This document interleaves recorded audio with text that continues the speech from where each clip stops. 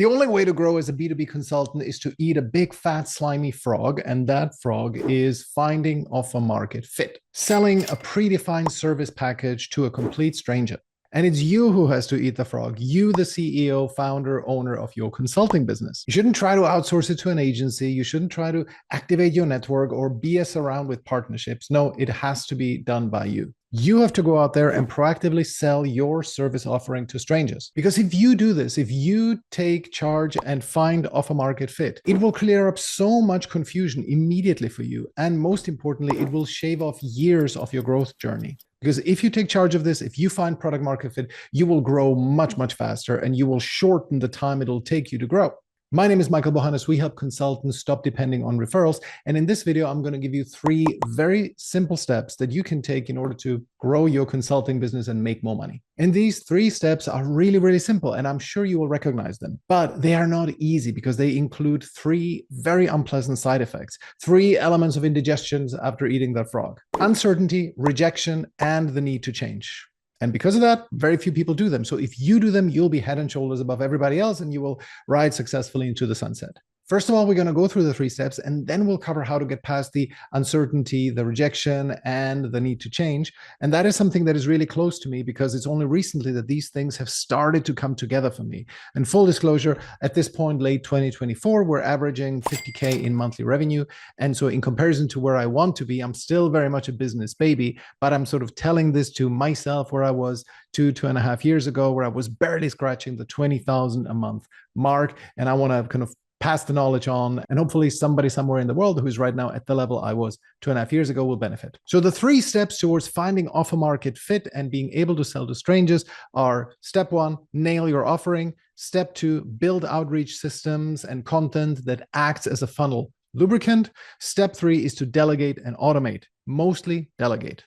All right, step 1, nail your offering. What is your answer if somebody asks you, hey, what is your consulting service? I recently asked a consultant what he does, and he told me almost verbatim, I'm just editing for brevity. He said, I'm trying to position myself at the intersection of commercializing AI and driving growth in complex ecosystems. Anything around sales partnerships, product management, and working across teams in very complex setups.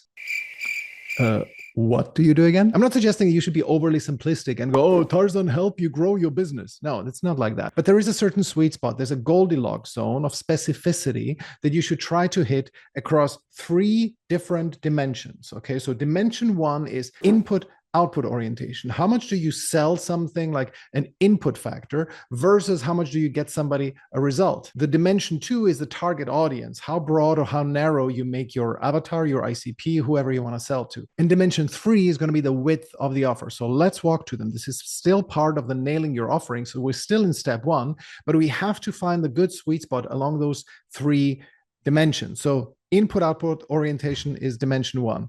There, we want to be really closer to output orientation, meaning you sell a result. Ideally, you would sell a transformation. For our consultant friend who I just mentioned, who is at the intersection of AI and many other good things, how about you help company decrease their customer support cost by 20% within 3 months by implementing AI, all without decreasing customer satisfaction? Wouldn't that be a result that many companies would be happy to pay for? Right? That is the difference between being input-oriented, like he said, oh, I'm at the intersection of AI and commercializations and whatnot, versus being output orientation, hey, we will get you that specific result. As a rule of thumb, your offer should always boil down to either revenue increased or cost decreased in a certain amount of time. Or it can be any other metric the company cares about, such as employee retention, let's say Glassdoor ratings, etc., which ultimately also boils down to cost decreased because you can pay less to headhunters if you have great employee retention, right? So it's all about cost or revenue. And this is the thing that especially the academically minded consultants, they really struggle with that, because at McKinsey and Harvard and at Procter & Gamble, you're rewarded for making things sound really complicated and vague. People look at you admiringly because they think that their lack of understanding is because you're so sophisticated and they are so dumb. And I don't blame the consultant I spoke to, who I was talking about, the commercializing AI in complex ecosystems, blah, blah. He's not intentionally snobbish. He's just been marinating in this atmosphere of corporate gobbledygook. Okay. And it's not that I'm moralizing here and saying that sounding sophisticated is bad and pretentious, God knows what. No, it's not moral. It's a very pragmatic thing here, because this kind of language, the intersection of blah, blah, blah, has very serious consequences because it becomes impossible to get strangers as clients. Just imagine what that kind of statement, I'm at the intersection of commercializing AI and driving growth in complex ecosystems, what would that look like if it were in a cold email? Hey, do you want to work with me? I'm a consultant at the intersection of blah, blah, blah, right? It just wouldn't go anywhere. If you sell that, if you sell input orientation, you will be relegated to referrals and depending on your network, because when you sell to strangers, you have 5 or 10 seconds at most to get their attention. And that platform intersection and ecosystem gibberish will have them tune out almost instantly. However, if you say, we specialize in decreasing customer support costs by 20% within 3 months by implementing AI, well, now at least you have a chance of getting somebody's attention, because they will spend 5 seconds considering your offer and thinking, is there something I want to give 30 seconds more to? So now let's get to dimension 2. Dimension 2 is the target audience, not too narrow, not too broad. Please don't say you work with SMEs. That's not a niche, okay? A niche is a crowd whose members consider themselves to be part of a team, right? Part of an in-group. Gyms are a niche. Consultants are a niche. Pre-Series A startup founders are a niche. Pharma is a niche. So you cannot be so broad as to sell to corporates or SMEs. Nobody considers themselves part of the same club. Oh, you're an SME, I'm an SME. And one is a small law firm and the other one is a plumber, right? They don't consider themselves to be part of the same club. But on the other hand, you shouldn't go overboard either and select one-legged yoga teachers in rural Ohio as your niche. That would be a little bit too narrow, too extreme. And as a good rule of thumb, your niche should have, at the very least, at the bare minimum least, 1,000 people who you can sell to. Much better if it's 2,000, even better 5,000. More is better, and sort of it starts to diminish in returns if you go, let's say, above 100, 200,000. After that, a crowd gets a little bit too broad. So probably the sweet spot is somewhere around 20 to 30,000, but it more or less becomes barely possible if you start at 1,000. And that's, of course, 1,000 decision makers in the world, not 1,000 employees in 30 companies that you have, okay? It really should be 1,000 potential credit cards details that you will get when people pay you. In most cases of consulting gigs, when let's say your LTV is between 5,000 and 50,000, you should aim for at least 5,000 people in your niche, right? As a decent rule of thumb, your total addressable market, including how much they would be paying you, is about $1 billion, should be about $1 billion. Okay, so if let's say you have 100,000 people in the world, everybody can pay you 10,000. Okay, that would be the total addressable market is about $1 billion, right?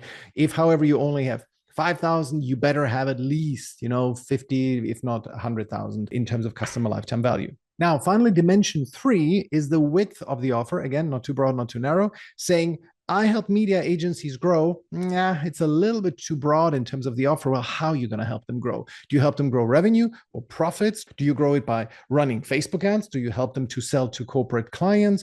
Do you sell boosting client retention? What is it, right? It's like you have to be a bit more specific. On the other hand, selling HTML newsletter templates to e-commerce companies so they can send better newsletters, that's probably too narrow. People will probably not pay 4 or 5 figures for that. Could you instead sell the monetization solutions for their email list? Should you sell them newsletter services for their email list in general, promising to get them a higher revenue per subscriber? That's probably a better offer. And if that leaves you a bit confused, if you feel like you don't have enough judgment to say what is too narrow, what is too broad, just look at people who are in your niche and what they sell. What do they offer? And then emulate it. It's a good place to start. And final point on this, dimension 2 and 3 are interconnected. Remember, dimension 2 is the target audience. Dimension 3 is the width of an offer. The narrower you go with your target audience, the wider you can keep your offer. That's how Alex Hormozi grew Gym Launch. Gyms are a narrow, very homogeneous niche, and he sold them a very comprehensive playbook, right? From client acquisition to operations, soup to nuts. In our case, our niche is broader. We work with consultants, coaches, and agency owners. Sometimes our clients are quite a diverse bunch, not a very homogeneous crowd. However, our offer is narrower. We help them during a very specific point in their journey, and that is when they want to move from referral-based to being client acquisition systems-based, to sell to strangers. That's a very specific time in their company's life cycle. That is what we sell, so we can afford to keep it a little bit broader. Okay, so that was step 1, nailing your offering. And by the way, you will not nail it just when you come up with an idea. The goal is that you find a couple of hypotheses that sound reasonable, that sound doable, and you can then proceed to step 2, which is build outreach systems and content that acts as a funnel lubricant. And the outreach systems are the thing that will help you validate your offer, finding what I call the Holy Grail. And Holy Grail is practically synonymous with finding offer market fit. That is a scenario where you are approaching 100 people and you're booking 1, 2, maybe 5 sales calls. And when that becomes predictable, when you know that a specific combination of words and sounds, whatever you do, results in sales calls booked with strangers, you have found offer market fit. And that is the goal of step 2, building outreach systems and content that acts as a funnel lubricant. With outreach systems, I mean, of course, cold emails, cold DMs, cold calling. You need to figure out a way how to get your offer in front of as many prospective clients as you possibly can. Only selling to your network won't cut it.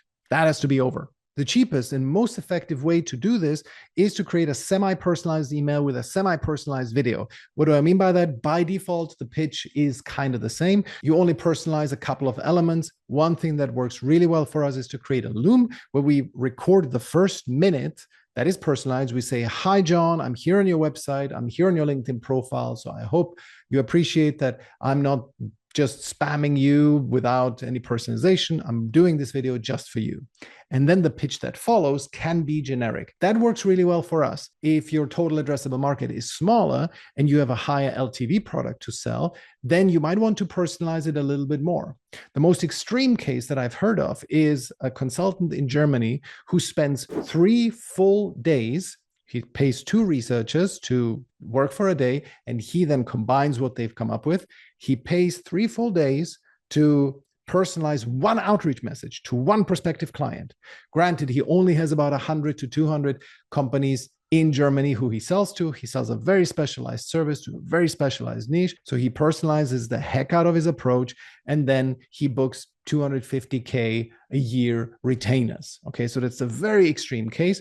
You might not have to spend 3 days to personalize 1 outreach, but spending 15, 30 minutes, maybe even an hour, might be totally worth it.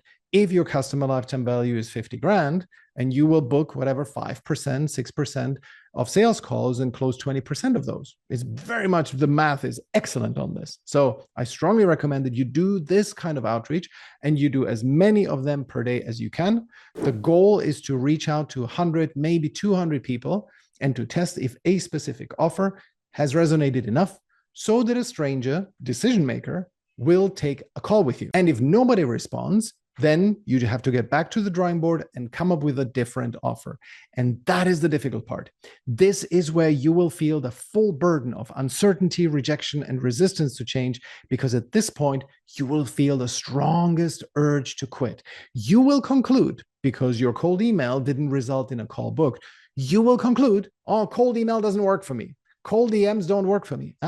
They absolutely can work for you. You just haven't unlocked what is that key to the lock. You're standing in front of this big door, you just don't know how to open it, and you just have not found the key yet. It does not mean that a specific message delivery mechanism, cold email, cold DMs, don't work per se. You just have not found offer market fit. Because once you unlock offer market fit, that's why it's so important, you can then use any information delivery mechanism. You can use ads, you can do cold calling, you can do lumpy mail via physical mail, whatever it is, you will resonate with your target client. But you need to figure out what that message is first. And that's why cold email and cold DMs are so useful over many other means of delivering the message, because there you have a slight chance at getting qualitative feedback where somebody tells you, yeah, this type of offer doesn't resonate with me. And you can ask them back, hey, why doesn't it resonate? Can you give me a little bit of feedback? And they will tell you. Super useful. Very few other potential sources of leads have that built in. So if you do DMs, especially if it's conversational, you have a chance that somebody will tell you why an offer doesn't resonate. And then you can adjust and then take it through to the next sprint of 100 to 200 people that you reach out to and try another offer. Because one day you will figure it out. And it may mean that your business will completely change its character. One of our clients used to be a confidence coach, and she was making about 1,000 to 2,000 euros a month. And she was frustrated because it was hard to impossible to book sales calls proactively. Most of her business was referrals, inbound, and network. And we tried, and gradually she molded her business in the direction where she's now, which is a LinkedIn ghostwriter, in general ghostwriter. She creates content for B2B service providers. She makes $6,000 a month, which is the kind of income that she wants. She doesn't necessarily want to grow anymore. And her goal was to avoid having to get a job. And in reality, she didn't very much enjoy the confidence coaching anyway, but she didn't know how to pivot into something else. She thought that was like her only option. Right. So the business might change in character quite considerably, but she simply didn't quit. And that's why where she is now. And she's very happy there. And because one day you will figure it out with this personalized approach, you will collect enough qualitative feedback so that you will uncover offer market fit. And that is ultimately the thing that will get your business into the next stage beyond the dependence on referrals. Now, you won't only do outreach. That's why I mentioned content. Content is a good funnel lubricant. What do I mean by that? When you reach out to people proactively via cold email or cold DMs, you also publish content so that when people get the email from you and they're sort of intrigued, they will look you up and they will find interesting content that you've put out that shows that you are good at what you do. Maybe that features case studies, that features long form video content just like this, where people watch you for a little bit and they think, well, okay, this person knows what they're talking about.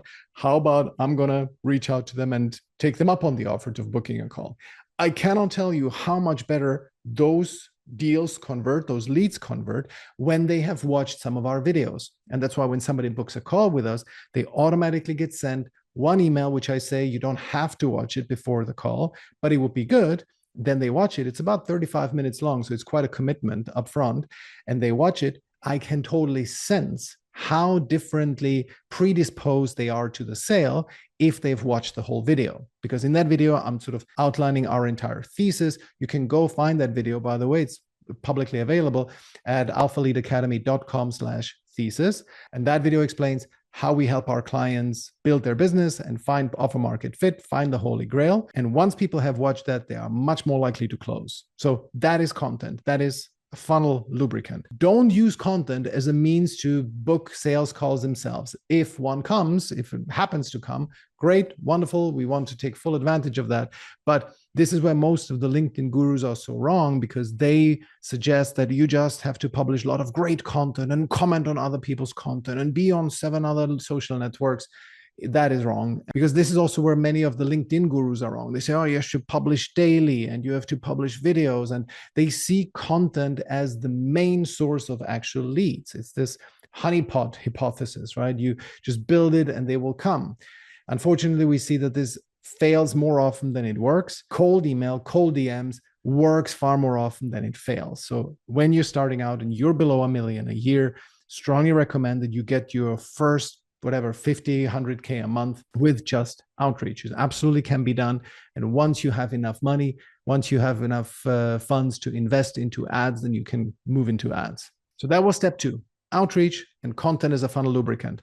Now, once you have hit the offer market fit with this approach, then it will be time for step 3, which is delegate and automate, but mostly delegate. Do less and less personalization. You can then start to do cold email in a more scalable way. You will have fewer call bookings, but of course you don't have to create all that video content, for example, anymore. You don't have to personalize the emails as much, or you can use a little bit of AI. There are tools now that make this really effective, but overall, there are tools out there that make it much more effective now. But generally, you can then start outsourcing and delegating and automating some of it. I say more delegation than automation, because automation very often makes performance go down. Delegation very often can just simply continue the current performance where you're at. Like right now, I have a collaborator who's also sending these personalized videos. He personalizes the videos and his call booking rate is just as good as mine. So I'm not needed anymore. Automation very often gets you decrease in performance by like 50% at least. But this step 3, delegate and automate, is still in the distant future, as it should be, Most people try to scale their client acquisition and delegate and automate far too early, right? They hire an agency when they haven't found offer market fit. They want to hire a BD person when they themselves have not figured out what can sell to a stranger. My opinion, very bad idea. Don't delegate before you yourself have swallowed that frog and have uncovered what is offer market fit. And with that, let's now discuss how to get past the 3 symptoms of indigestion after swallowing the frog of finding offer market fit. And these 3 symptoms are uncertainty, rejection, and the resistance to change, because all of them will come for you. Right now, I'm just about to work with somebody who has been a director at Fortune 100 companies, so very accomplished executive in his domain. And he is facing crushing insecurity about his skills and whether he will be able to succeed at what he's set out to do in his consulting venture. He is uncertain about whether what he wants to sell is going to work. He needs to brace himself for the inevitable rejection. And most importantly, he needs to be willing to change, be willing to abandon his path and maybe eat some humble pie, because he probably has some ego tied up in that. He has a network that he's scared of alienating with a poorly thought out product, etc. So there's just a lot of insecurity that comes with that. And so he will need to change. And the older one gets, he's in his 40s, the older one gets, the more difficult it is to change, because there's so much ego tied up in this. So not everybody is cut out for this. And most people then quit or stay very small and depend on referrals. So kudos to him for wanting to take that journey. So how do you overcome uncertainty, rejection, and the resistance to change? Here's my recipe. I believe in these 4 crucial components, and I've iterated on them for many, many years now. And I believe that those 4 are key. And the first one is embrace these 3 signs wholeheartedly, not begrudgingly. They simply are the price to pay. When you buy a new car, or let's say a luxury item, it's not like you are sad and downtrodden in the moment when you actually make the payment. When you go on a hike, you don't just grind through the climb, hating every moment, only living for the second when you will enjoy the view. No, you just go and accept the unpleasantness of the effort, just like in the gym. In both cases, you will do the unpleasant part with a smile and with a, oh, well, that's just the way it is kind of attitude. You need to have the same attitude when it comes to your business. These 3 things, uncertainty, rejection, and the resistance to change, is simply the card swipe that you have to perform when you buy something nice for yourself. And what you're buying is, of course, the ability to scale and grow your business massively. That's the price to pay. That's the climb up the mountain. So simply have some amor fati, as the Stoics say, a love for your fate, and embrace those things. Swallow the frog with a smile. Number 2, count those things with massive action. Action truly is the antidote. Remove everything else from your life that is not your business. Remove your hobbies, remove your pastimes. Only leave in your family, of course. And if you don't have a family, maybe your 2 to 3 best, closest friends.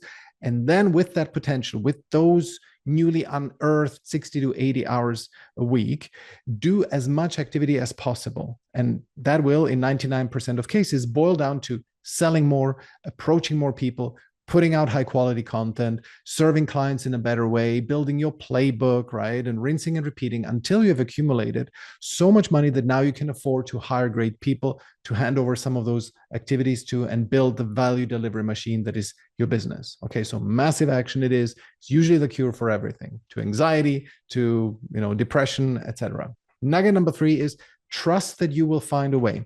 And this one is really hard to conceptualize, but you have to trust in your future self, because your future self is so much smarter and so much more resourceful to fix the current problems that you're in. You have to trust that you will become that person. There have been many times in my business where I thought I would have to pack it in. I was at the end of my rope.